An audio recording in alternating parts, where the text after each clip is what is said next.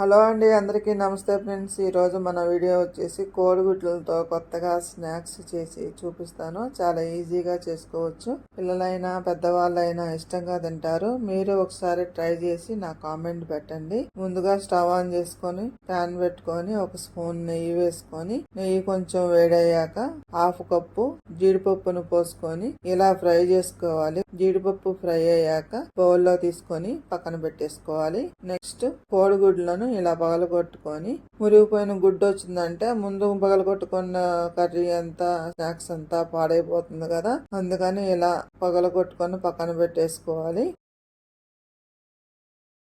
పాడైపోయిన గుడ్డ అనేది మనకు అర్థమవుతుంది.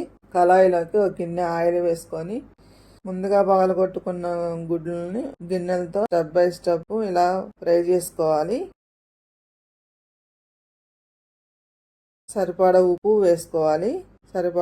సరిపడా కారం వేసుకోవాలి. మన ఇంట్లో తినేదాన్ని బట్టి ఇలా కారం వేసుకొని జస్ట్ కొంచెం సేపు కలుపుకోవాలి. కొంచెం సేపు కలుపుకున్న తర్వాత మన ఇంట్లో కొత్తిమీర ఉంటే వేసుకోవచ్చు, లేకపోతే అవసరం లేదండి.